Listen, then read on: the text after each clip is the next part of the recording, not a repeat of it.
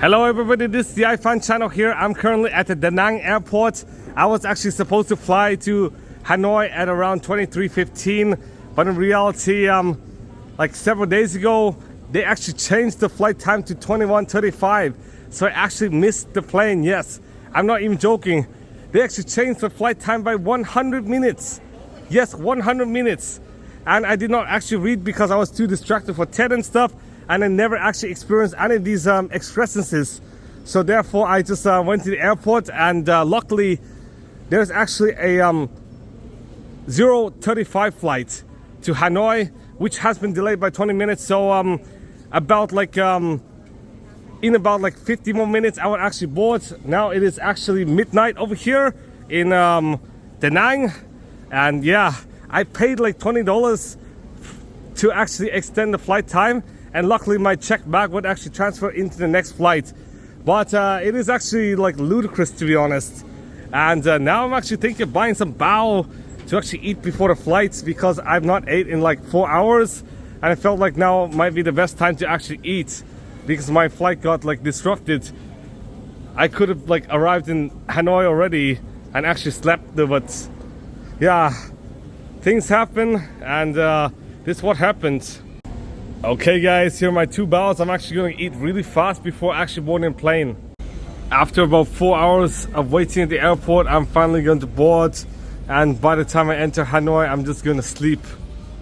Okay guys, this is what the plane actually looks like. Luckily I'm on the front row now, and yes, as you can see, it is quite simple, to be honest. Let's see if there's any reclinability. Yes, there is. Luckily there's reclinability, and there's also a table as well as a manual. So yes, it is quite well equipped, sort of, but it's kind of like Play Airlines, to be honest. So I'm just gonna sleep and then see you guys in Hanoi. After about an hour, the airplane is actually going to land. After about 1 hour 20 minutes, I finally arrived at the Noi Bai International Airport in Hanoi.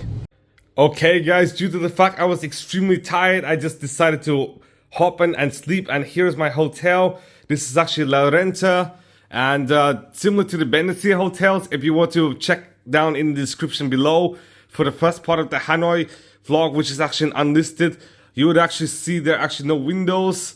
Yes, and the windows, I'll show you where they actually point to. Yeah. And let me show you guys the time for some validation, because it is actually 12 p.m. and here it is. Now in here is actually the restroom, and there is no partition in the shower, so the shower basically spills all the way to the toilet and the sink, unfortunately. So right now I'm actually going to unplug my key card and actually go down to the first floor and actually eat lunch. Now this is the very last city on the trip, similar to the Rome moment, or even the Prague moment, or Vienna moment. Okay guys, now I'm going down to the first floor, and I'll see you guys outside. Okay guys, I'm currently outside, and let me tell you about Hanoi. Hanoi is a city of about 8 million people. No. Now there are actually 8.5 million people, of which half live in the urban area and another half live in a rural area. Yes, in Boston it will be 100% urbanized, and Massachusetts is actually like at least 90 to 95% urbanized. Population density is estimated at 6,600 per square mile, and Hanoi, when actually translated, actually meant inside the river. Now the city was originally called Thang Long, which actually meant ascending dragon, and in 1428 King Leiloi actually renamed the city to Dong Kin, which meant eastern capital, and until 1789 it actually bears this name. And the Nguyen dynasty in 1802 actually moved the national capital to Hue, and in 1831 was when this city actually derived its current name, Hanoi. Now over here specifically is actually the Hoan Kim district, which actually translated to Return Squad, and it is one of the 4 original districts of Hanoi. the capital city of Vietnam, and it was actually named after the Hoan Kim Lake, if you did not see from the previous video. And the Hoan Kim district actually includes 18 different wards, covering a total area of around 2 square miles. So why not? I'm actually going to try to track the roads to actually get to the Xuan Market. Now, similar to Ho Chi Minh City, Hanoi does have a lot of motorcycles, and the problem is there are basically no crosswalks. Do you know why? Due to all the stalls and stuff. And much of the crosswalk that is not used for like commercial is actually used for motorcycle parking. So there is no regard for walkability whatsoever, and you just gotta pray that you don't die crossing the road. Okay. Oh, I finally crossed the road safely.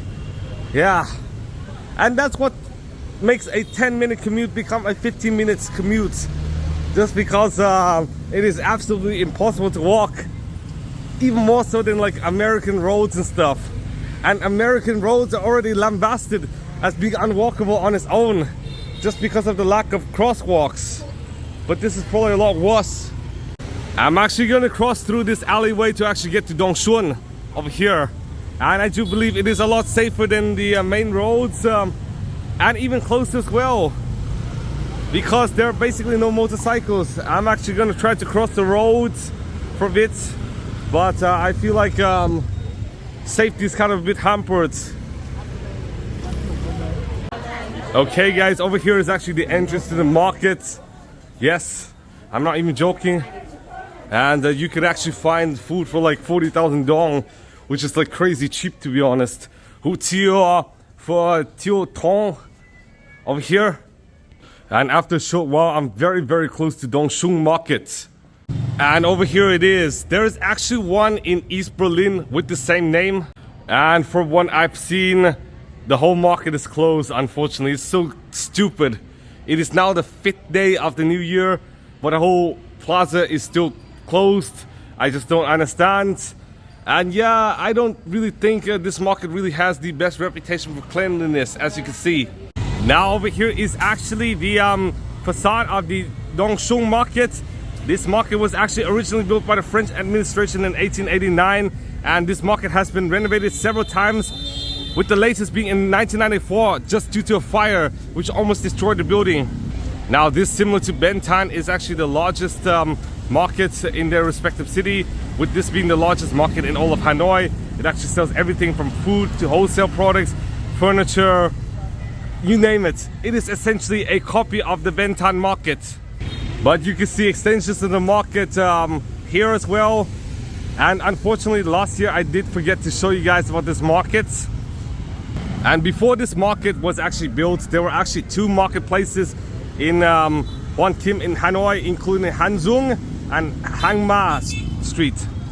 And yes, those 2 markets actually closed to make up for this mega market over here. And in 1994, the fire actually costed the Dong Xuan Market actually around $4.5 million at the time. But unfortunately, it seems like the market actually closed. So why not? I'm actually going to return maybe tomorrow or the next day. But tomorrow is actually a holiday in Vietnam, just because of the Communist Party's 95th anniversary. Now before I eat, let me show you guys this, which is actually a Vietnamese folk temple. It is actually called Dinh Dong Tan over here. After a while, I finally found a restaurant. It is actually called Tet Restaurant over here. Yes, Tet Restaurant, I'm not even joking. And despite the fact the food here is quite expensive, at around like 150,000 Vietnamese dong each. In fact, I would actually consider this as kind of being affordable, especially given the fact my lunch budget is actually $10. I actually gave myself a very healthy budget, and typically most of my meals are like far less than $10 anyways. After about 20 minutes of waiting, here is my fried noodles with roasted duck here. I just finished eating and paid around 220,000 dong, and the traffic is like absolutely immense. Yes, to be honest, look at it. There's way too much traffic, and over there is actually the Bac Ma temple, then Bac Ma. Now this is actually one of the most sacred temples in Hanoi. It is actually located in Hoan Kim, And this temple was actually built in the 11th century under the reign of Emperor Li Taitou. And the temple actually worships Long Do, an ancient deity who has great merit in breaking the spells of colonial Mandarin Calbian. And every year the Bac Ma temple actually does have a festival. Now, because this is actually theater, hence you do see a ton of crowds. Yes, the traffic is absolutely immense, to be honest. I'm not sure how I could actually cross into the temple safely without getting hit by motorcyclists or vehicles. Okay guys, this is what the temple actually looks like. Now, if you don't really see anything of the Ngoc Son temple or temple of literature and stuff, it's all in the previous video. So why not, I'm actually going to go in to this sacred temple from the 11th century, and this is what it looks like. Yes, this is where all the incense is actually laid. I do believe so. Now over here are the calamansi used to symbolize for Tet in Hanoi. Unfortunately, I could not really see any yellow apricot flowers. I'm not really sure if there are really any yellow apricot flowers, because North Vietnam is actually a different culture from South Vietnam to some extent. Okay guys, let me show you some of the worship sites of the temple. Now you can actually see people praying here, and I do believe this is actually a worshiping platform. Now you can actually notice some tablets in here, and if you were to go out like this, yes, I'm not even joking, you would actually encounter another worshiping site. Over here, over there is actually chariots, and if you could see, over there is actually a horse. I'm not even joking, yes, a horse. So people are actually worshiping a horse, and over there of course is what a chariot actually looks like, quite luxurious and ostentatious. Now over there is what the horse actually looks like, and you can actually see some fruits being laid at the temple. And yes, I'm now going to leave for another temple, I do believe so. Now over there, if you could actually see, is the Dien grapefruits, as well as the peach blossom flowers. And why not, I'd actually leave this temple and go somewhere else. It's kind of a bit crowded in here.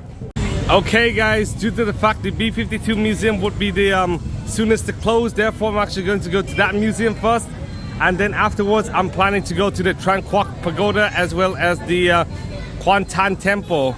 So why not, I'm just gonna wait for a grab taxi, and I do believe that traffic is quite extortionate, to be honest. Unfortunately, due to the fact the road has closed over here, I do have to actually walk to the taxi. Over there, yes, the grab car. And over here it is, the Kia Morning. Yes, a subcompact car, class A car, kind of like the Chevy Spark, and of course Hyundai i10. This car would be called the Picanto over in Europe. After a while on a taxi, I finally arrived at the B52 Victory Museum, a museum I did not have time to visit last year. And over here are some of the planes and stuff. Now, if you don't know, the B52 is actually an American long-range subsonic jet-powered strategic bomber, actually designed by Boeing and built by Boeing, and has been operated by the US Air Force since the 1950s and by NASA since, I believe, the 70s.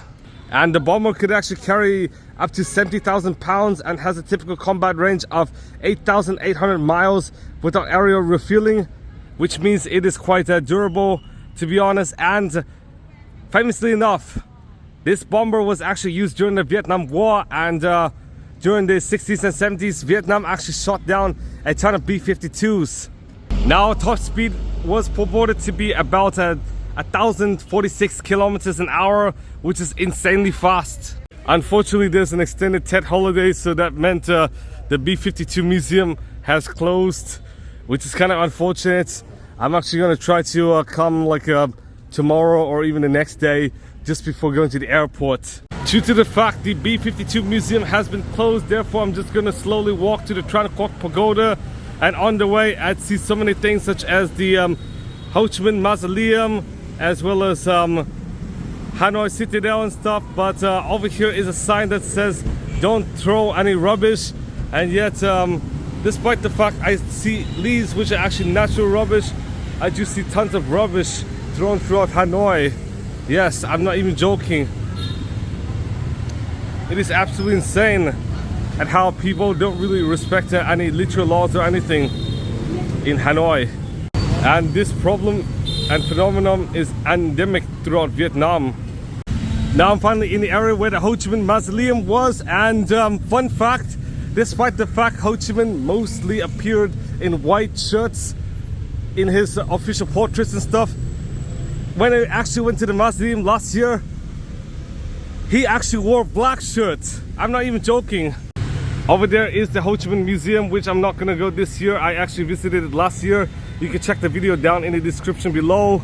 And that is because I don't want to waste time, because I wanted to dedicate this video to Halong City. I'm actually gonna visit Halong tomorrow. And the next day, my flight would actually fly at 15:55, which means I do have to be at the airport at 12:55. Luckily, I do have enough time by then.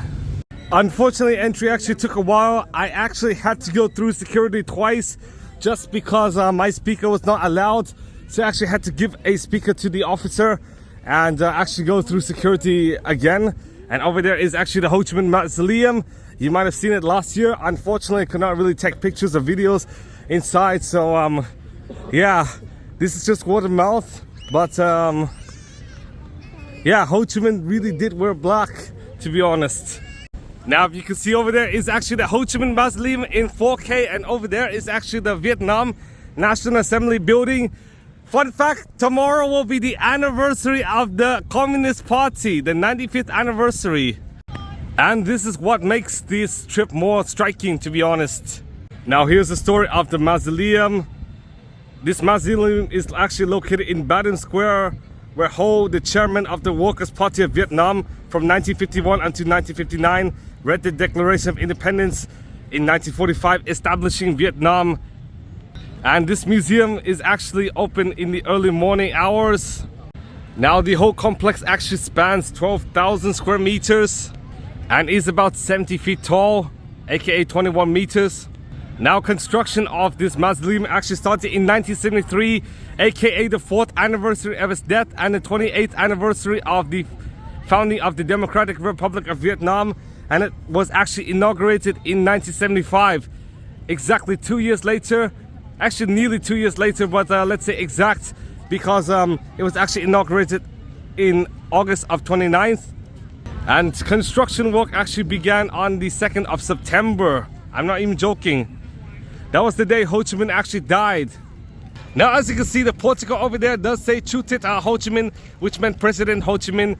And if you were to see this slogan, Nước Con Hoa Xã Hội Chủ nghĩa Việt Nam Muôn Năm, it actually meant long live the Socialist Republic of Vietnam. Now, there's several similar mausoleums, including the Lenin Mausoleum in the Soviet Union in Moscow, Russia, the Mao Mausoleum, and of course the Kim Mausoleum in Pyongyang. And if you don't know, it is actually called the Kum Susan Palace of the Sun. And yes, Kim Jong-un's father is not even 85 years old. That's if he was alive today, but in fact he actually died when he was 70 in 2011. Now, next to the Ho Chi Minh Mausoleum is actually the One Pillar Pagoda, aka Xuan Market, over there. And let me show you guys what the One Pillar Pagoda actually looked like. Now, you actually would see it on the previous video, but I'm not going to show you guys the Ho Chi Minh Museum. It is way too big, to be honest. Now, at the One Pillar Temple, you could actually see some Mahayana flags, and that is because Vietnamese Buddhism is actually part of the Mahayana sect, same with China, Japan, or Korea, and not the same as Thailand, Cambodia, Laos, Sri Lanka and stuff, which actually adhere to Theravada Buddhism. Now, over here is the One Pillar Pagoda, and it formerly belongs to an architecture complex called Dien Hiu Tu, which meant Pagoda of Extended Blessings. And the most famous part of this architecture complex is Lien Hoa Dai, which means the lotus pedestal, which is a temple with one special structure, a building laid on one pillar over here. Now, alongside the Hung Temple, this temple is one of the most iconic temples in all of Vietnam. And this whole temple complex actually dates back to 1049, with some renovations in 1105 to actually perfect it. And in 1955, it was actually reconstructed after it was dynamited in 1954 by a Vietnamese lieutenant. Okay, guys, I'm now heading up to the pagoda over here. And yes, There are actually some steep steps, to be honest, so I'll try to be careful. But over there is actually the Buddha. Now this pagoda is quite small, to be honest, compared to some others. But yes, this is actually the Buddha with several arms and stuff. Now down in the pond you could actually find some lily pads over there. And why not, I'd actually go down. Now I do have to be very vigilant, to be honest, otherwise I would actually fall. And falling could be a very nasty endeavor. So try to be careful, of course, due to all the steep steps. I just left the one pillar pagoda entirely, and over there is actually the Bodhi tree, aka B-O-D-H-I, if you don't know the spelling. And why not, I'm actually going to leave this complex altogether and to walk towards the Tran Quoc Pagoda as well as the Quan Thanh Temple. Now due to the fact the Ho Chi Minh Mausoleum Road is actually a restricted area, therefore I'm actually going to walk through it. Yes, to actually get to the Tran Quoc Pagoda, which meant a slightly longer commute but more peace of mind. And yes, even if we're walking through this busy street, we still get to see the Ho Chi Minh Mausoleum. Now even though calamansi as well as peach blossoms are actually overrepresented, you could actually see yellow apricot flowers. Yes, I'm not even joking, even up in the north. Now let's talk about the National Assembly of Vietnam. This is one of the biggest government buildings in all of Vietnam. Construction actually started in 2009 and actually opened in 2014. Now this building was actually designed by several European architects, namely German ones, including Meinhard von Goecken, Niklas Gotze, Dirk Heller and Johan Ortmann. Now this building is quite immense, covering 363,000 square meters of floor space and is 39 meters in height. And this whole National Assembly actually replaced the Ba Dinh building. And I'll tell you guys how much construction actually cost. 7 trillion Vietnamese dong.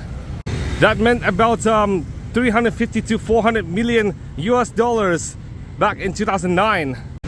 Now over there, if you can see on the left, is actually the presidential palace. I could not really show you guys because there are actually no pictures allowed for copyright reasons. But yes, over there is actually the presidential palace, and that is where the current president and vice president of Vietnam actually walk and live. Now first off, due to the fact that Tran Quoc Pagoda is the more well-known of the two compared to Quan Thanh, therefore I'm actually going to go to the Tran Quoc Temple. Now over there is actually a smaller lake, the Truc Bac, and over there is the much bigger lake, Ho Tai. Now Ho Tai Lake is where the Tran Quoc Pagoda actually is. So why not, I'm just going to try walking through there, yeah. But I do have to cross the road first, and it seems like the road is absolutely dangerous. After about 5 minutes of attempting to cross, I finally crossed the road. As you can see, the traffic is quite perilous, to be honest. And it is absolutely dangerous to cross the roads because there is no road crossing anywhere and nobody would stop for you, even in the traffic, to be honest. So that was why it actually took 5 minutes. And over there it is. You can actually see some Mahana flags, and over there is the Tran Quoc Pagoda. Now this temple is actually similar to that of the Ngoc Son Temple, of which the Ngoc Son Temple actually sits on the Hoan Kim Lake. Over there is actually the temple. Why not, I'm actually going to go into the pagoda. Now over there is a stupa, and you can actually see the Vietnam flag over here. Okay guys, I just entered the Tai Ho district, which is where the Tran Quoc Pagoda actually is. Not the Hoan Kim or Ba Dinh, but another district. Over there is actually the stupa, and this temple actually dates all the way back to the 6th century CE. And it has been constructed during the Emperor Li Nam Day's rule between 544 and 548. And during its inception, this temple was actually called Khai Quoc, which was national founding, and it was sited on the shores of the Red River outside the Yan Phu Dike. And the pagoda holds the monks' ashes, and most of the pagodas were actually built during the 17th century. Over here is one example, and why not I just go around, shall we?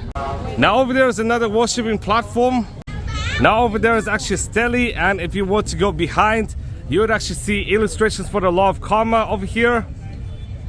Now it actually shows some things such as doing business involving loud music the effect it actually brings in idiots. Well, many Vietnamese actually blast really loud karaoke, to be honest. In fact, last year when I was in Ho Chi Minh City, I was sleeping in the 10th floor and actually heard karaoke noise all the way down in the Ben Thanh Market, despite the fact the Ben Thanh Market was several hundred meters away. And if you were to make offerings to enlightened monks, then it brings a devoted Buddhist. If you overstate the good things you did, then it brings loss in your blessings. Now, if you don't love your child and treat them with animosity, then you end up becoming childless. Okay guys, why not? I actually enter the temple over here. Now this is what the worship room actually looks like. You can actually worship some monks over here. I'll show you guys. Now over here you can actually see a worship room, which are actually filled with fruits, as well as some old religious figures, as well as monks and stuff.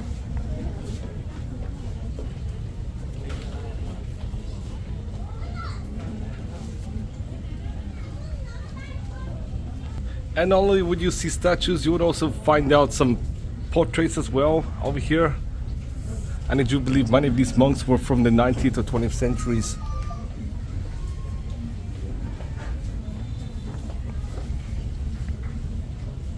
Now over there are just regular civilians. Now I'm actually going to visit the less iconic but second part of the Tran Quoc Pagoda. Now in the second side of the temple you would actually see some faux deer and stuff, as well as a Bodhi tree over there. Yes, and you also see another platform as well.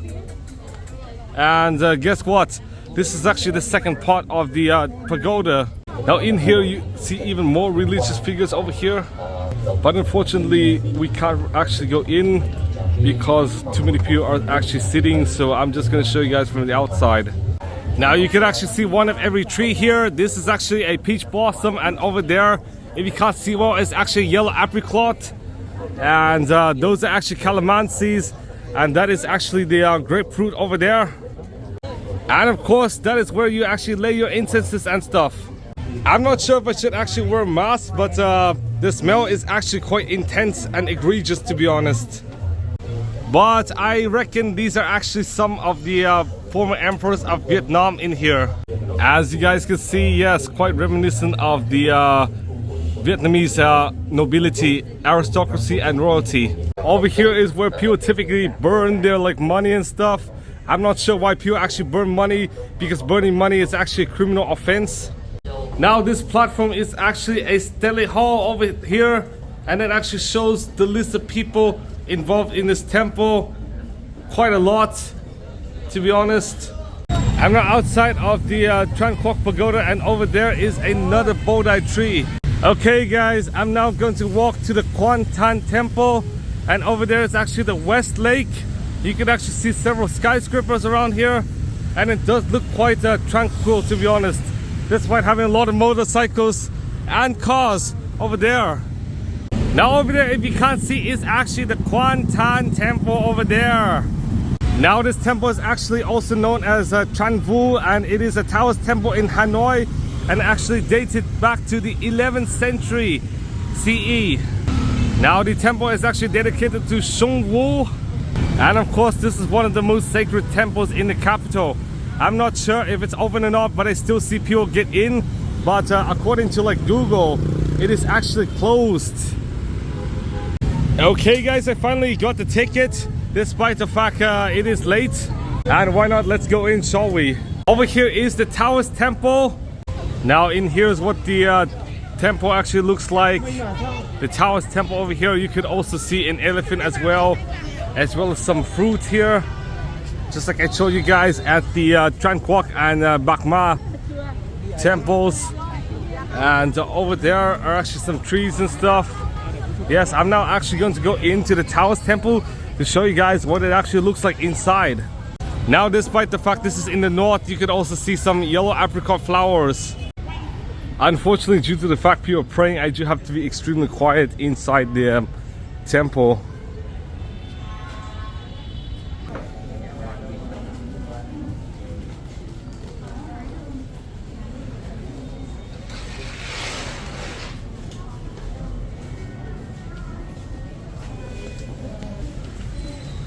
Okay guys, this is actually the exterior of the temple where you could actually burn paper and stuff. And over here are some embellishments for Lunar New Year. And I do believe this is either a Vietnamese folk or a Taoist flag. Sorry guys, that's a Vietnamese folk flag. And here where you lay your incenses. And of course here's some more of the temple, including the worship site over here. Now you can actually see some ornate paintings inside, as well as Chinese characters or Chunom characters. Yes, over there are some like ornate paintings. Okay guys, so why not I'd actually leave this temple. And I'm now finally outside. Now after minutes of trying to look for a restaurant, I finally decided to eat here. And this is what my meal actually looks like. I'm not sure what it is called, but I do believe the prices are quite reasonable, to be honest. And guess what? I only had to wait 1 or 2 minutes to actually get this food cooked. But I do believe this is either pho or bun, but I'm not too sure. But it does include seafood in here. I just finished my meal altogether, and guess how much I paid? 50,000 Vietnamese dong. $2, yes, for that. And over there is actually where the restaurant actually is. And now I'm just gonna walk to Quan Kim. I'm currently on the way to the Quan Kim Lake, and over there is actually Mai Bok. Now I've actually seen so many of these in Vietnam, not as many in Massachusetts, but yeah, I'm kind of at least surprised, to be honest, because Vietnam is so much poorer than Massachusetts. But many people actually own Mai Boks and stuff. I've actually witnessed several Porsches and Benzes and stuff. So of course luxury cars are really common, and Vietnamese, just like Chinese, Japanese and Korean, really value social status. Now as I've walked, I've actually seen a ton of French colonial style houses around the area. And we're still in the Quan Thanh neighborhood, but very, very close to Quan Kim in Hanoi. I'm now very close to Quan Kim, and why not I'd actually cross the road so I could take a look at this monument, which is actually a monument determining death. And after several minutes of trying to cross the road, here it is, Hanoi 1945. As you can see, I do believe this is actually Vietnam trying to defend itself from the colonialists as well as the fascists, to actually declare independence and become a communist state. And you can actually see some more over there. And these are actually soldiers, to be honest. And this monument is almost certainly dedicated to communism and a struggle for independence. And as you guys can see, these are actually lights over here. And over here is some outside gym equipment. Now as you guys know, Vietnam is one of the healthiest countries and has some of the lowest obesity rates.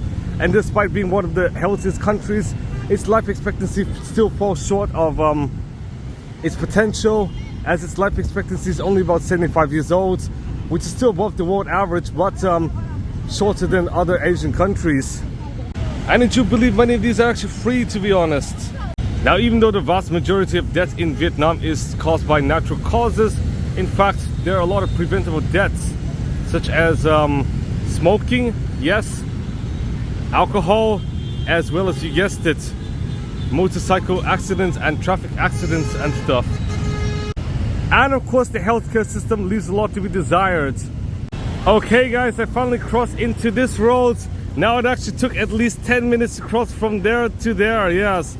Just because of a constant stream of motorcyclists and stuff, and cars and stuff, yes. It is absolutely impossible to walk in Hanoi. But over there you can actually see lanterns and stuff. And this street would actually lead you all the way down to Quan Kim Lake. They actually call it for Hang Look. And guess what? I actually saw another Scion XD. Yesterday I actually saw one at Da Nang. But today I'm in Hanoi and I actually saw a Scion. If you don't know, Scion is actually a hippie division of Toyota. And there are no Scions being sold in Vietnam. Scions are effectively only sold in the US and Canada. Okay guys, it will take another 7 minutes to cross the road, but I'd show you guys this. Because this is actually a toy store. And over there is another toy store. So there are actually several different toy stores in this corner over here. After about 45 minutes of perilous walking, like through endless intersections and stuff, I finally arrived at the Hoan Kim Lake over here. Yes, and as you can see, over there is actually the Ngoc Xuan Temple. Yes, finally. And as you can see, this is actually a rotary. This rotary is actually called Dong Kin Nye Tok Square. And in Dong Kin Nye Tok Square, there's actually a water fountain. And this square is actually the intersection between Lei Tai To Street over here, Jin Ting Huang over there, as well as another, which is actually Khao Go over there. Now Hoan Kim Lake actually translates to Lake of the Returned Sword or Lake of the Restored Sword, which actually meant Sword Lake colloquially in English. Now this is one of the most famous lakes, and it actually measures 12 hectares. Now this entire lake spans 700 meters in length and 250 meters in width, and the surface area is about 115,000 square meters. Luckily this lake is not so deep, with a maximum depth of around 2 meters, about as much as many swimming pools. And here's some more fun facts. According to the legend, after defeating Ming China, Emperor Lei Loi was boating on the lake when a golden turtle god surfaced and asked for his magic sword, Heaven's Will. Loi concluded that Kim Kui had come to reclaim the sword that its master, a local god, the Dragon King, had given Loi some time earlier to defeat Ming. Later, the emperor gave the sword back to the turtle after he finished fighting off the Chinese. Afterwards, Emperor Loi actually renamed the lake to commemorate this event from its former name Luk Tui, meaning green water. And hence, if you were to go to Ngoc Son Temple, you would actually see a lot of turtles in there. Now luckily the welcoming morning sunlight bridge is still open. Now this bridge actually connects the mainland of Hanoi to the Ngoc Son Temple over there. And over there is the entrance. Unfortunately, I do have to cross through this to actually get to the bridge. Now, due to the fact today is a weekend, therefore there are actually extended hours. Instead of closing at 19 o'clock, it actually closes at 22 o'clock. And over here is the ticket for the Ngoc Son Temple. Why not? I'm actually going to go in. Now this is actually in 4K, but unfortunately it is also at night as well, so the video quality might not be any more enhanced than the previous video where it's shot in daytime but in 1080p. Okay guys, I'm finally at the welcoming morning sunlight bridge over here. I'm now heading to the Ngoc Son Temple, which is over there. And yes, it is extremely dark, but instead of having no lights, it actually flashes red lights. Yes. So why not? I'm actually going to see you guys when I'm at the temple, which actually overlooks the Hoan Kim Lake as well as Hanoi. Okay guys, over here some history. Now this temple is actually named Den Ngoc Son, which meant temple, jade, mountain over there. And as you can see, due to TED 2025, you could actually see some TED 2025 slogans. Over here is just a pavilion. And let me tell you guys a story about this temple, because this temple in its current form was actually built in the 19th century, and it was actually dedicated to 3 different sages. One is Wenchang Dijun, the other is Guan Yu, and then the other is Lu Dongbin. And then later, Tran Hung Dao, a national hero, was also added into the list of deities. He was actually a Vietnamese emperor during the Tran dynasty. Now Tay Hook Bridge, which actually meant welcoming morning sunlight bridge, actually leads to this islet where the temple actually stands. And over there is actually, if I could reckon, maybe some like flowers and stuff. You could also hear like communist music. Yes, I'm not even joking. I'm not sure where the performance is, but I might go. But over there are definitely calamansis. And those are the peach blossom flowers ubiquitous to northern Vietnam during Tet. Now over here are some of the sword turtles, and let me tell you guys a story about them, because according to Vietnamese mythology, the turtle is one of the 4 sacred animals and a symbol of longevity. The turtle's image is associated with the heroic history of the Vietnamese nation. Through the golden turtle lent his claws to An Dung Vung to make a magic crossbow to defeat the Trieu Da army in the 3rd century BCE. Due to the fact the golden turtle lent the magic sword to King Lei Loi, he was able to defeat the Ming dynasty. the first specimen near the door, which is over here, died in 1967. And over here, this turtle actually died only 9 years ago, to be honest. And over here is the turtle in question, who actually only died 9 years ago. I'm now outside, and over here some flowers being grown around the Ngoc Son temple. And you could even buy beverages as well here. And why not, I'd show you guys this. Over here I'm not sure where it would actually go, but I'm actually going to go anyways. You could actually see Hanoi from this temple. And over here is a stove where you could actually burn paper and stuff. I actually saw a lady burn like a Vietnamese dong here, and actually criticized about her like around last year when I first visited this temple. And yes, this is just a fountain, and why not? I'm actually going to leave the temple. This is the second time I visited in the past 2 years. And the very first time I visited this temple during the night. I just left the Ngoc Son temple, and over there is actually a show, yes. A live performance for the 95th anniversary of communism. Okay guys, there are a lot of patriotic songs being played, but I do believe that is actually Ho Chi Minh colorized.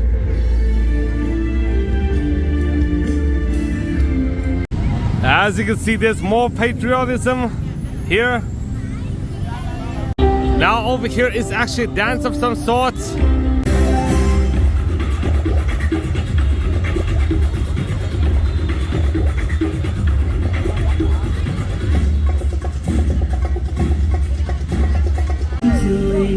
Now this is another dance here, featuring Ho Chi Minh. And many of these dances are gone now. Now over here is an example of communist music. As you guys can see, many of the guys are dressing in white, whilst many of the ladies actually dress in Vietnamese long dresses, which actually bear the Vietnam flag. Red shirts and yellow pants here. Now over here is just a regular Vietnamese song. I don't think it's really associated to communism at all. Now I'm on my way back to the hotel, and over there are actually some old propaganda posters. You could actually buy some communist propaganda, but I would be more paranoid of US Customs actually seizing these, as they're actually subversive towards the government. Okay guys, I'm currently in my hotel now. I do have to unbox all the technology before actually going to sleep, because I had to throw away all the boxes. After a night at the hotel, I finally got to the bus over here. Yes, this is what the bus looks like to Halong City. I'm actually gonna show you guys. Over here it is. I'm actually gonna see you guys at Halong. After a while, I finally arrived at a rest area in Haiphong over here. We're like about halfway between Hanoi and Halong. And over there it is. You could actually find food and stuff. It is slightly cold outside at around 15 degrees Celsius, but nonetheless still better than Boston, where in Boston it is about -5 now. After 2.5 hours, I finally arrived in Halong City over here near the Halong Bay, and this is what the city looks like. Very, very nice compared with the other cities in Vietnam. Now this is quite reminiscent of many Western cities, to be honest, with these, yes. As you guys can see, yes, it is really nice even from the city, let alone the bay, to be honest. So why not, I'm actually going to look for some place to eat. I'm currently now at a cafe, and as you guys can see, over there is actually pho bar. Now it actually costs 60,000 Vietnamese dong. Yes, that cheap, to be honest. Why not, I'm actually going to eat, and then I'm gonna see you guys later. Okay guys, over here is the restaurant, 1925 Coffee. I'm now going to find a way to actually get to the Halong Bay. Okay guys, now I'm on the way to the Halong Bay. I actually paid $50, which includes the tour as well as the kayak in Halong Bay. And fun facts about Halong: Halong is actually the capital, aka provincial seat of Quang Ninh province, and Quang Ninh province actually borders China, to be honest. And if you don't know, like there's actually contentious debate on whether or not Quang Ninh province is actually part of the Red River Delta or the northeast of Vietnam. After a while, I finally arrived at the cruise over here. Now this cruise would actually take you guys to Halong Bay. Okay guys, those are some of the islands in Halong Bay. Now Halong Bay actually has 1969 islands, of which 980 actually have names.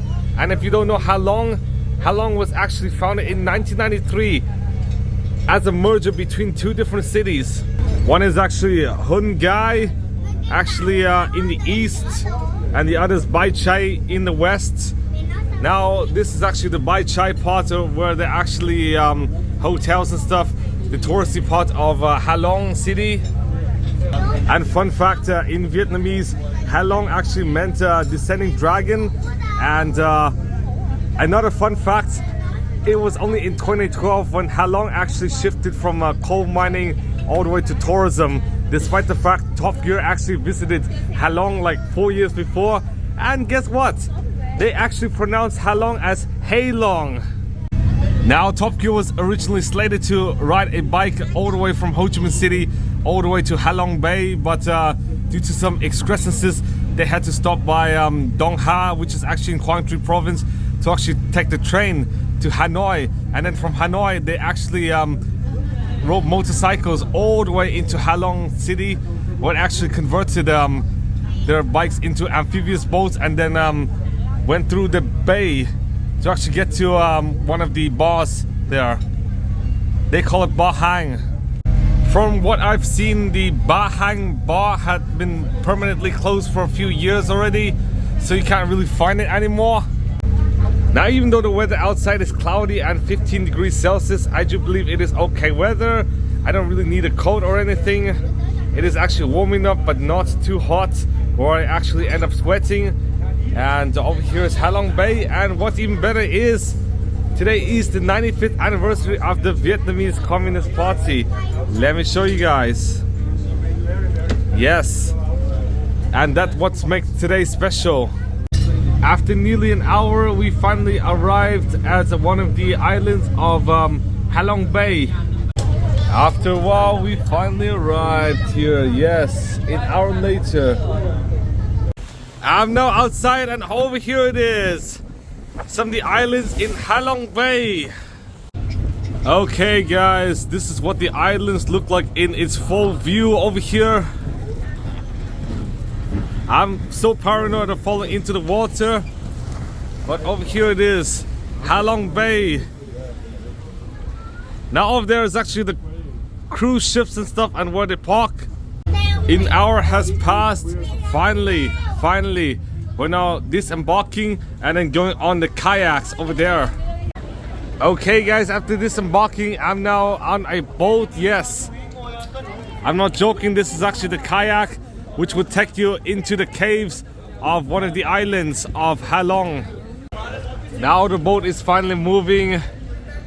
Yes, and this guy is the rower here. Unfortunately, I'm going to be no good at kayaking if I rode an individual kayak. I'm always like paranoid of drowning. But over here is Halong Bay. Okay guys, we're now heading into the cave here. Now I'm actually entering Hang Lung, but I'm not really sure what it actually represents. But whatever, we're now entering a tunnel here.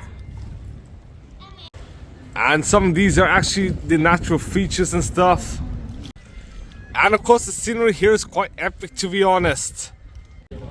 Now if you were to see, over there are actually some primates, yes. Aren't they adorable? Now over here, even closer views of the primates. Okay guys, after a short while, we're now returning to the base. And yeah, over there is actually the rotary. Okay guys, now back into home base. We're going to go through the tunnel once again, and then we're going to reach the home base.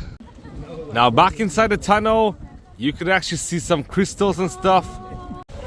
Now over here it is, some geological matter I do have to duck because I'm actually paranoid of actually hitting some of these rocks and stuff and stone. But you can actually see a lot of natural elements inside, and why not? I'm actually gonna see you guys at the home base. Okay guys, after returning to home base, I'm now going to ride the kayak over here.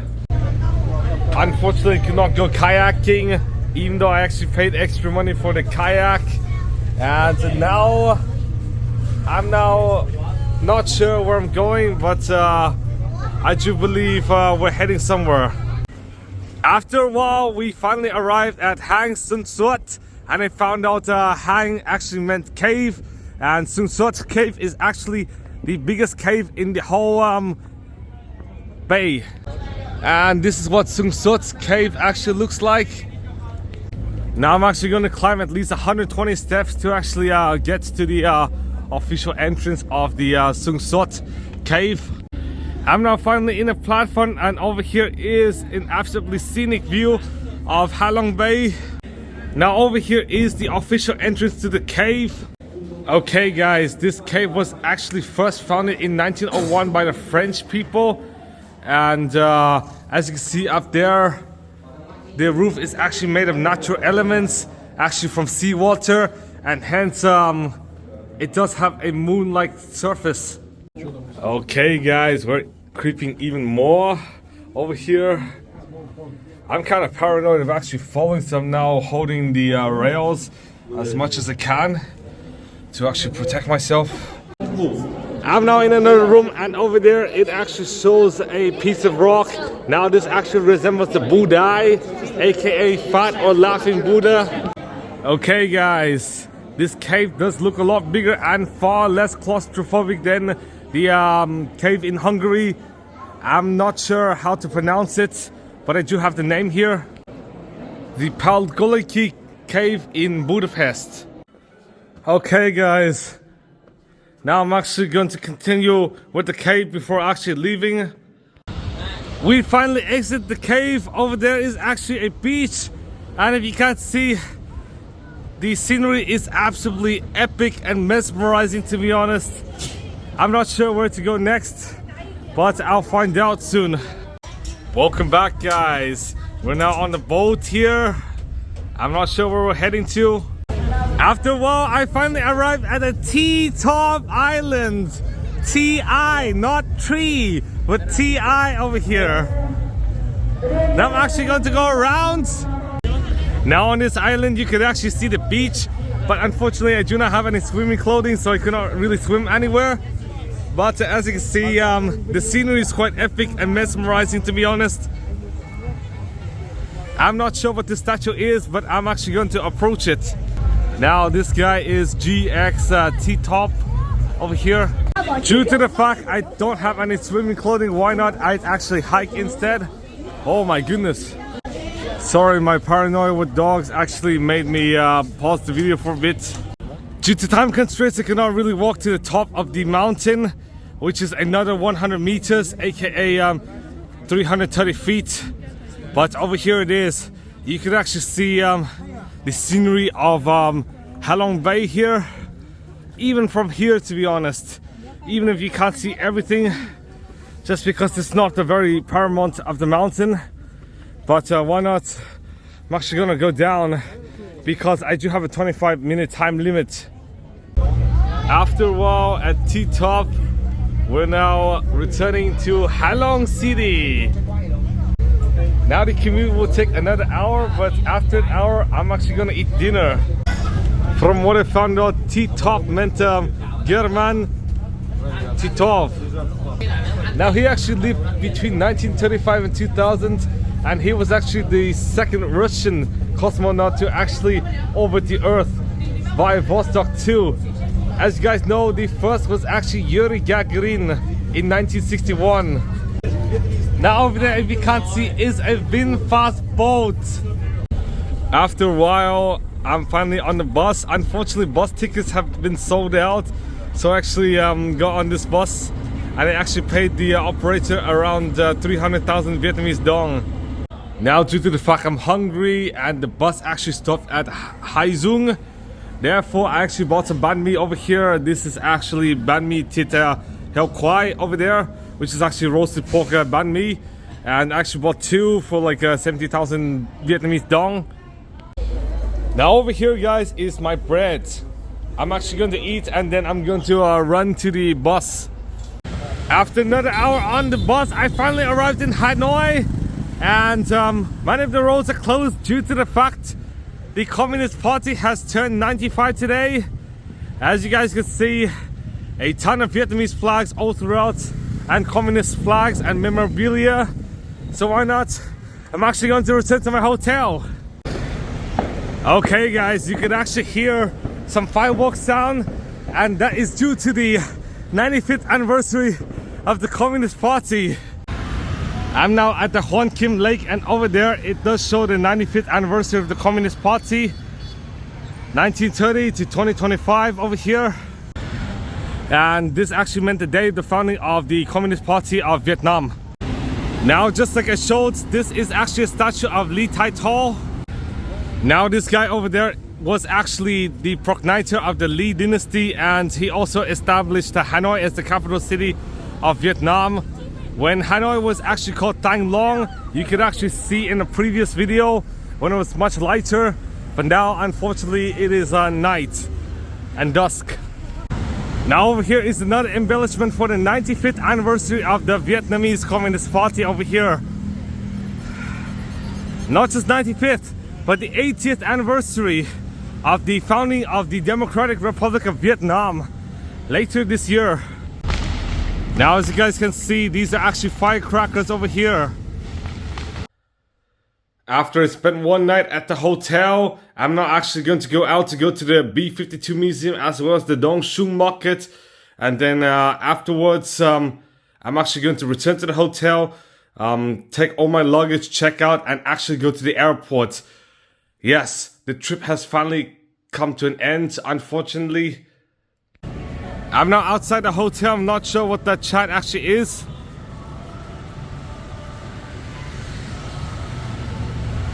I'm not sure if it has anything to do with communism or not. Okay guys, I just returned to the Xuan Market, and from what I've seen, it actually opens today. Yes, there's actually a 5-day Tet holiday, I do believe so, as well as the communist anniversary. So it might have affected opening times, but yesterday I was not able to go just because I was actually in Halong, and therefore I'm actually going to go today. So over here it is, yes, the Xuan Market. You might have seen several other markets such as the Bin Tay, the Tan Dinh, and of course the Ben Tan, Can Thơ, and several others. But here you go, Xuan Market, the Hanoi equivalent over here. Now I actually forgot to go to this market like last year, just because of time constraints. But over here is what the market actually looks like. You can find a ton of goods and stuff. Clothing, souvenirs, hats, everything you could name. Even belts and jewelry as well over here.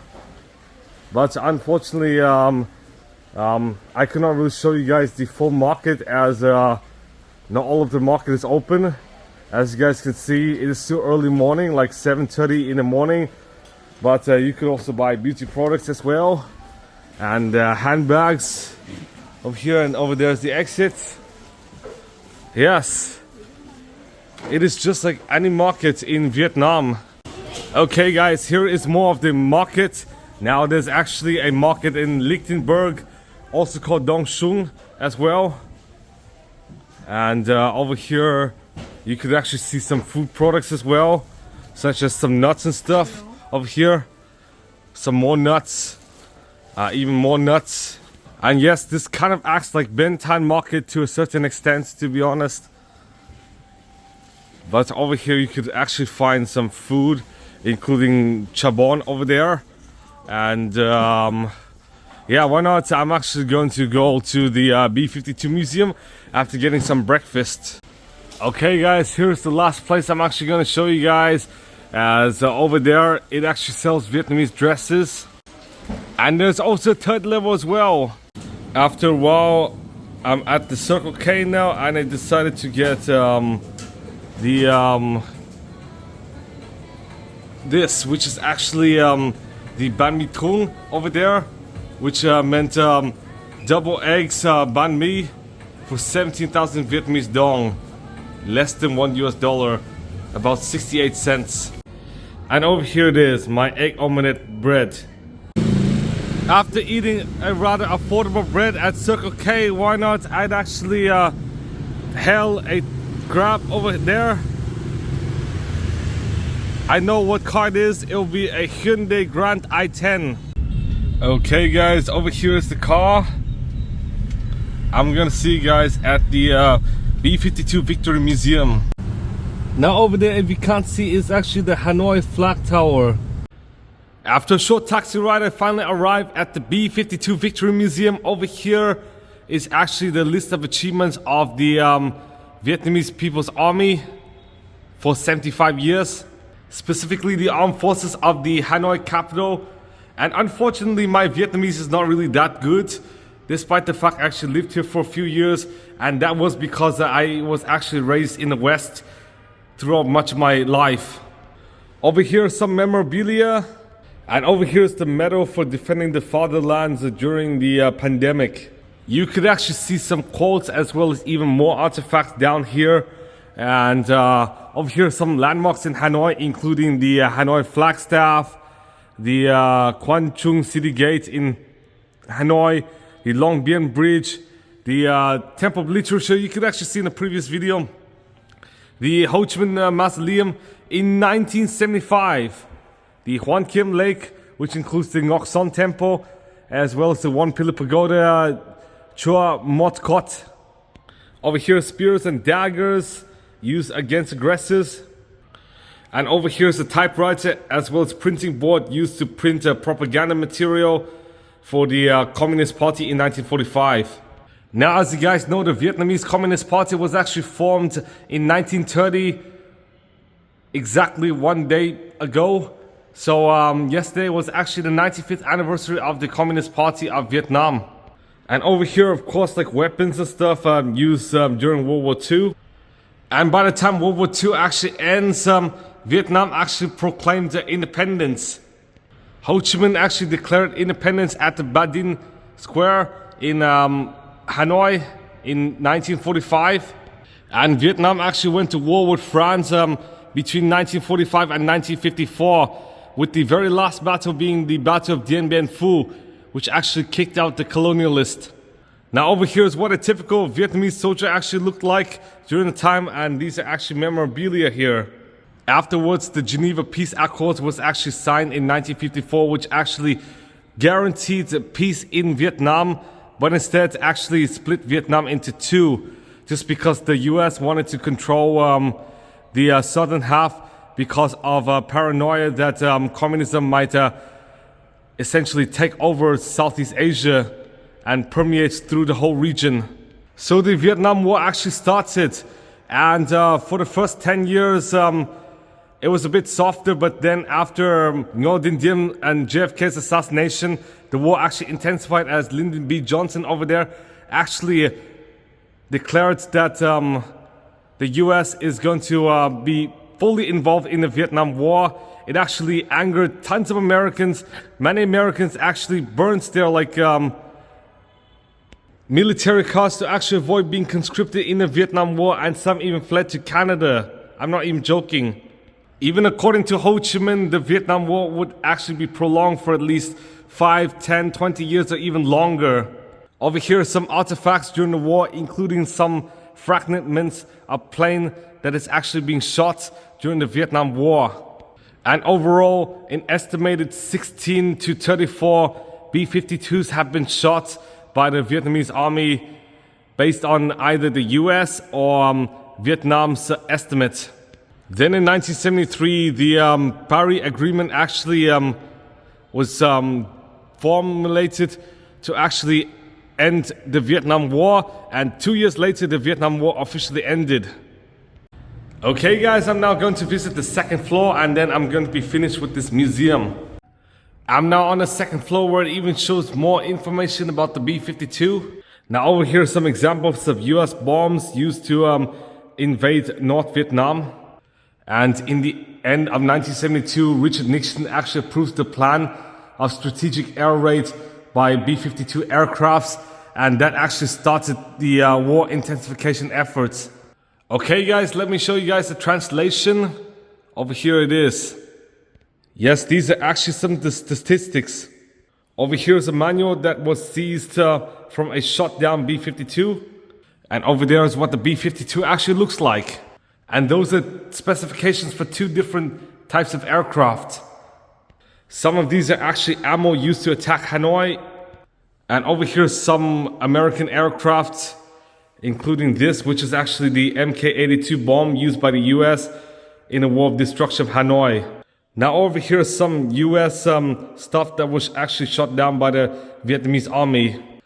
And over here is the aftermath of Vietnam during the bombings. Now over here are some of the crime statistics. And here it is in English. The US actually used 444 B-52s and more than 1,000 machines.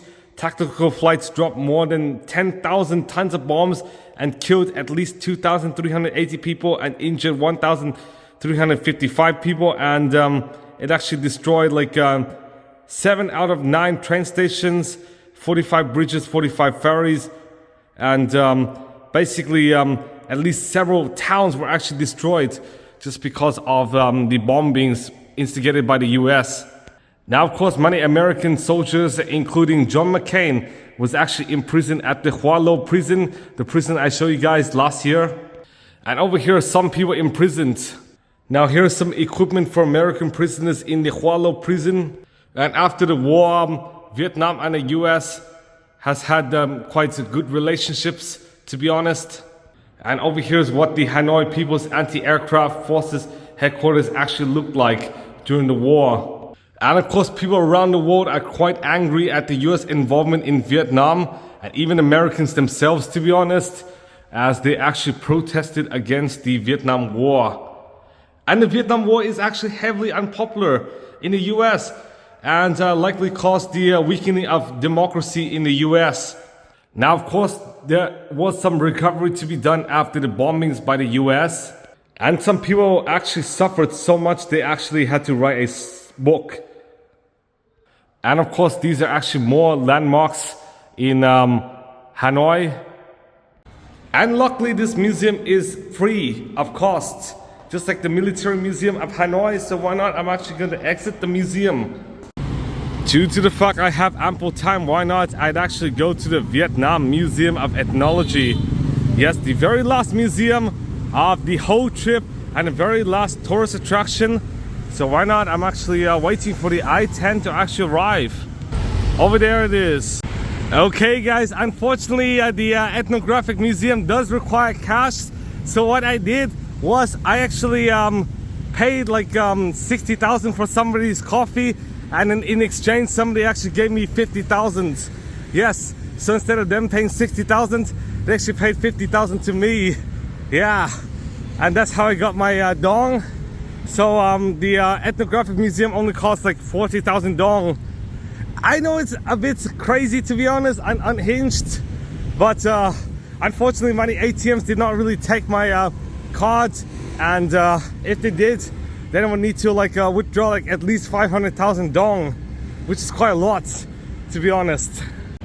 After paying 40,000 dong, I finally arrived at the museum, the very last destination, under dubious tactics, to be honest. Okay guys, this is actually the first artifact, the ritual pole of the coal, which is actually 13 meters tall.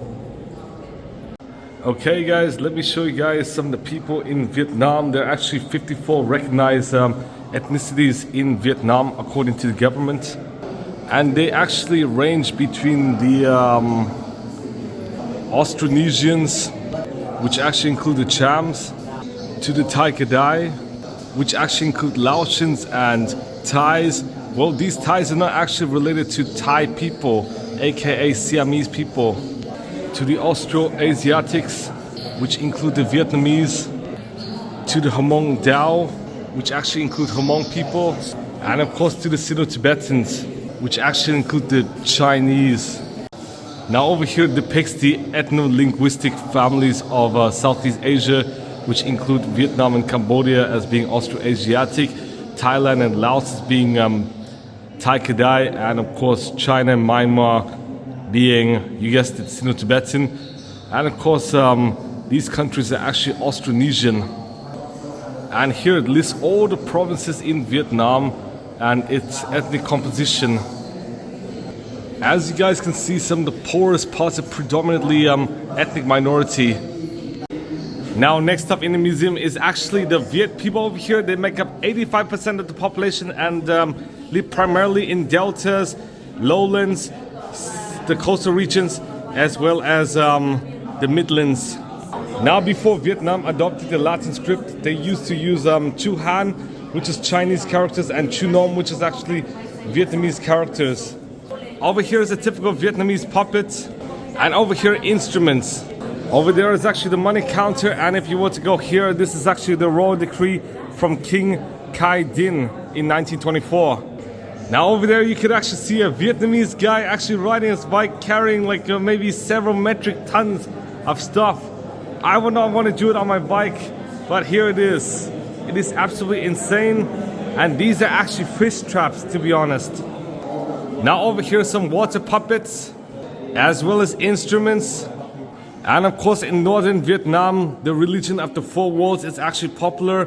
The system of spirits is imagined like an imperial court ruling the four worlds: sky, earth, water, and forest. Now here even more artifacts. Over there is used for the lion dance.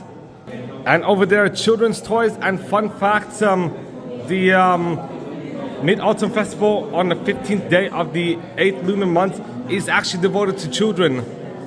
Now as you guys can see, these people are actually weaving the straw hats and stuff. Now these are what they look like. They're called non la in Vietnamese. And this is actually the process to actually create them. Now over there are actually ritual dolls. And over here wood block pictures. Over there is lacquer work. And here's some tools to actually carve wood and engrave stuff. And of course these are actually typical ceramics in Vietnam. And more.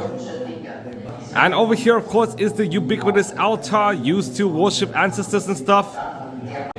Now if you were to go to this room, you would actually see some different ethnic groups, including the Hmong, the Tur, and the Chut people over there. With the Hmong having 1.4 million members, yes, mainly in like rural parts of Vietnam. And over here are some artifacts for the Hmong as well as the two other ethnic groups, but predominantly the Hmong people. Here are some more, and this is a typical Chut house here. And over here more artifacts. Here are musical instruments of the Hmong people. And this is what a Hmong funeral actually looks like. Now, traditionally the funeral would last 12 days, but now it has been shortened to 2. And this is what a typical Hmong kitchen actually looks like. Over here are actually gongs for traditional music. And this is what a sewing factory actually looks like, and a weaving factory for the Hmong people. Now I'm actually in an exhibition called The Art of Decorative Patterns of the Thai Nghệ An, which is actually a province in central Vietnam. As you guys can see, these are actually some textiles and stuff, and over here is actually a weaving machine, and over here is how typical people actually weave. And here are even more textiles over here. Unfortunately time is running short, but I'm now walking all the way up to the second floor to actually see the last half of the museum before about 11:25, when I actually do have to leave, because I do have to check out at a hotel at noon and actually go to the airport. But over here are some elephants in the Central Highlands region of Vietnam over here. And this over here is the Dong Van Market, which was actually built in the 1920s. And fun fact, markets only started proliferating in certain rural regions since the mid-20th century. So after my grandparents were born. Over here I believe is the Kai Rang floating market in Can Tho. And some of these are some small village markets over here. Definitely far more primitive than the Ben Tan or Dong Sung market. And it's only since the 90s when Vietnam started getting a lot better than before. I'm now on the second floor, and this section mostly focuses on the Cham people. Yes, they're actually Muslim, by the way, and Austronesians, so quite similar to Indonesians and stuff. The Khmers over there, as well as the Chinese. Now over there is actually daily life for the Cambodians, including some tools as well as some pottery. And here are some examples of Cambodian textile. And over here are some tools used by the Hua ethnic minority, aka the Han Chinese. Here is a flute, and over here is a typical Chinese costume. And of course the lion dance actually derived from the Chinese people.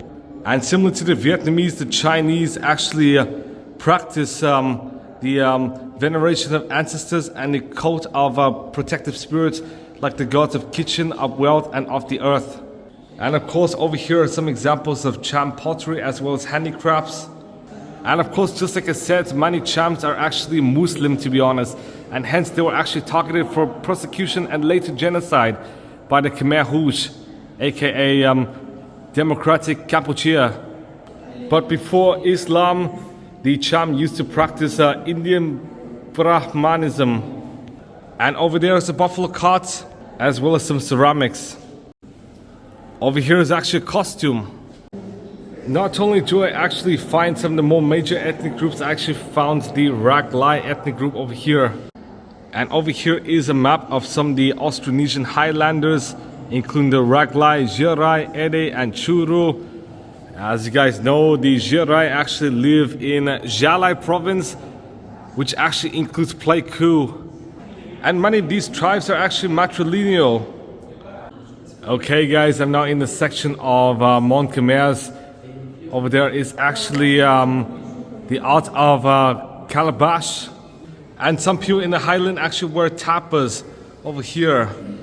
Over here is an example of a weaving factory, as well as instruments, fabrics and handicrafts, houses, and even baskets.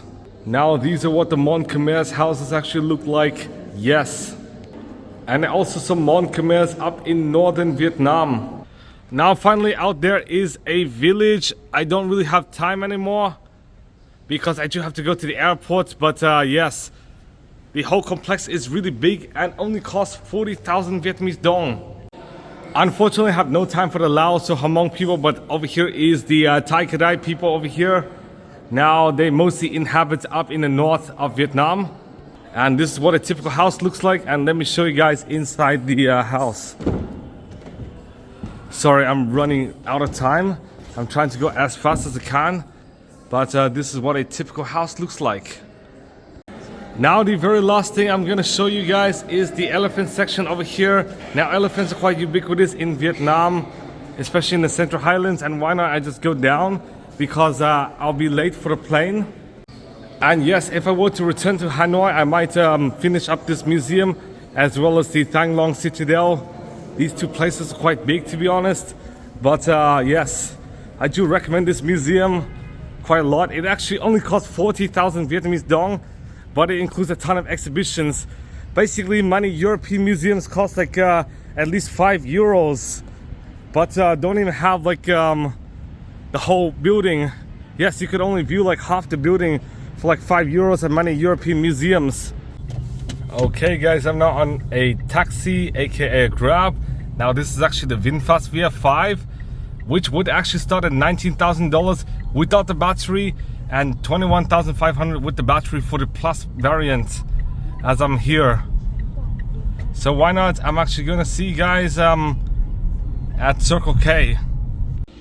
Okay guys, I just checked out of the hotel, and over here is my bread for lunch. I only paid like 43,000 Vietnamese dong for this.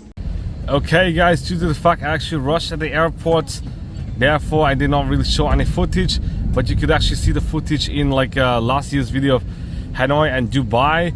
But as you guys can see, I'm currently on the plane now, Vietnam Airlines. Now over there is actually the TV, which actually shows advertisements and stuff. Unfortunately, there's no infotainment system, but why not? I'm actually gonna see you guys in Bangkok.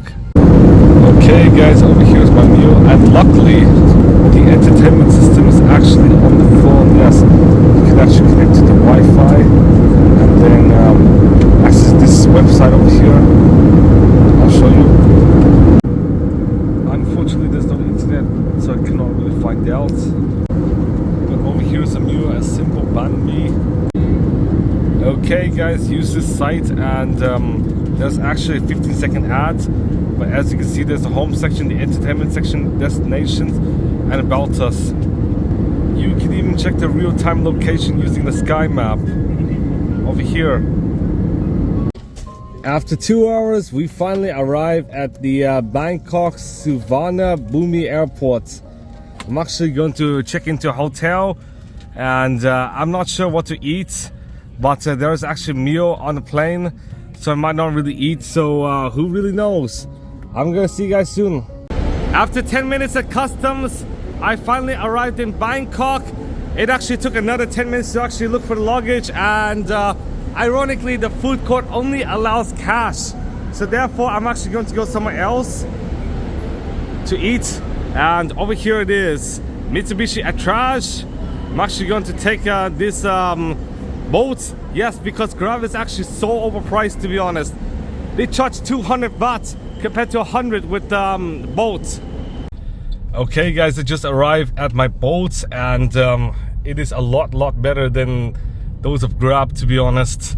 Many Grab cars are like Hyundai i10, Kia Morning, Toyota Vios, etc. But this is actually an Altis over here. Okay, guys, now it is dinner. Due to the fact I tried too much Vietnamese food, Thai food, and Chinese food, and even a Malay dish called nori goreng. Therefore, I'm actually gonna try Malin's M&M's over here. And as you guys can see, this is actually an Indian restaurant, so why not? I'm actually gonna eat some Indian food, and then I'm gonna see you guys at the hotel. Now over here I got a free appetizer called the papat.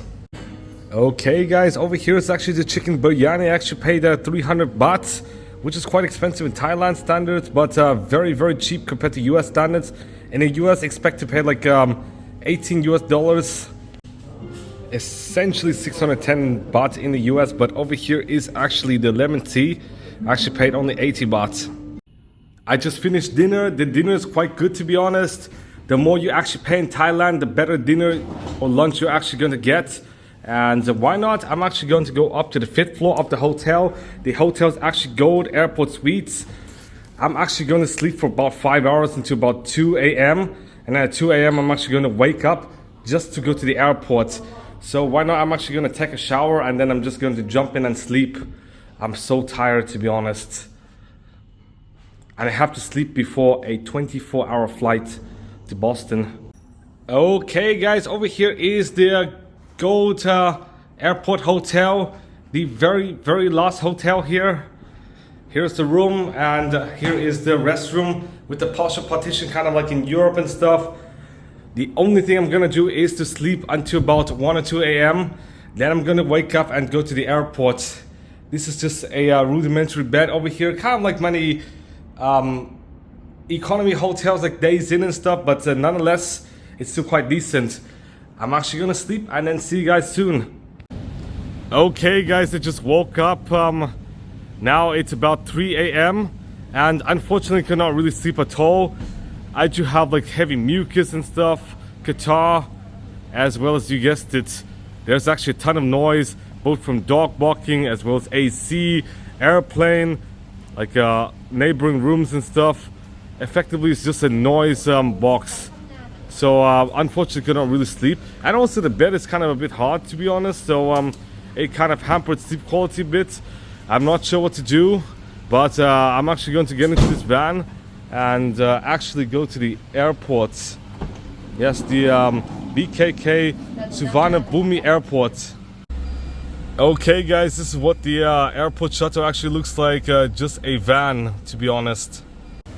After a while, I finally arrived at the airport. Luckily, I do not have SSSS, unlike the previous time in Europe where I actually did suffer from SSSS. I actually did file for a redress number, so hopefully it would actually alleviate the pain.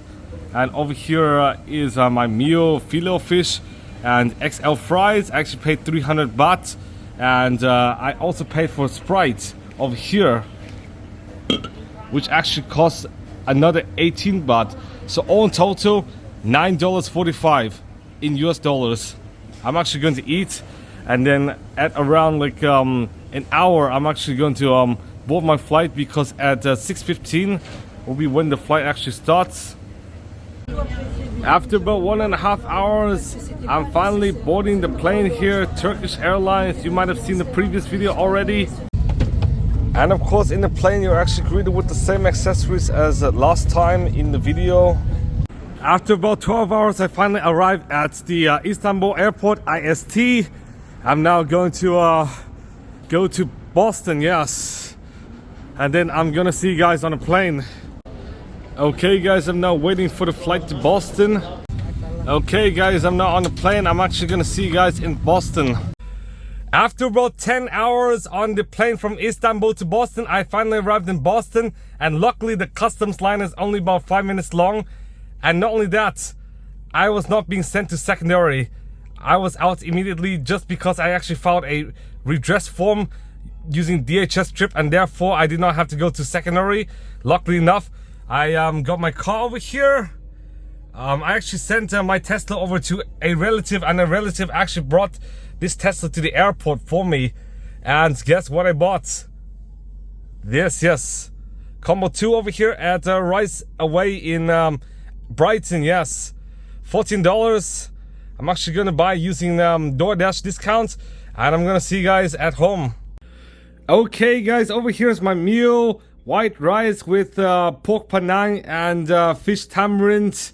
Now I actually paid $14 for this, but with DoorDash discounts, the price has been lowered to about $11. Yes, $11. Now in Thailand, I would expect to pay about $4 or $5 US for this, given the fact I pay 120 baht for like pad thai, whilst I was actually in Thailand at the Tat Tien. Remember in the previous vlog about Bangkok, I actually show you guys a restaurant in Tat Tien, of which I only paid 120 baht for pad thai. But here it is, quite expensive, but you know, this is Massachusetts, so it got to be quite affordable in Massachusetts standards. So what I'm actually gonna eat, and then I'm gonna tell you guys a conclusion. Okay guys, here is a conclusion. I actually flew from Boston all the way here to Istanbul for layover, and then to Bangkok. Now the flight actually took 24 hours. I actually had to sleep for like a few hours during the early morning in Bangkok up until the afternoon, and then I enjoyed 4 days in Bangkok, and then actually flew to Singapore where I enjoyed another 3 days, and then to Ho Chi Minh City where I enjoyed 7 days, and then I took a train from Ho Chi Minh City to Da Nang over here, where I actually enjoyed both Da Nang and Hoi An for 2 days before flying to Hanoi, of which I actually stayed there for 3 days, and then flew to Bangkok, and then to Istanbul, and then back to Boston once again. And I do believe this trip is far more refined than some of the previous trips. Really, the only excrescences are the fact that I actually lost my luggage in Singapore for only 3 hours until it was actually refound, and I actually took ownership again. And the only other problem is the Vietjet Air fiasco. Yes, remember the time like in the beginning of the video when I actually explained about the Vietjet Air fiasco, and not reading the email because I was too distracted for TED? Yes, that was the issue.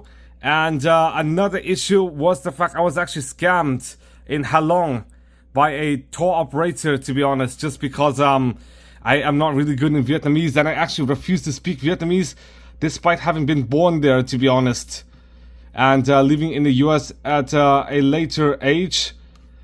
Still in my childhood, however, but as you guys can see, I'm a current US citizen at this point. But anyways, this trip has been quite smooth. I actually enjoyed Tet in Vietnam, even though I have not experienced Tet in Vietnam for at least 19 years. And also the scenery in much of Vietnam is epic, even though Ho Chi Minh City and Hanoi do have slightly compromised appearances due to all the litter and stuff, as well as the poor architecture compared to many European cities.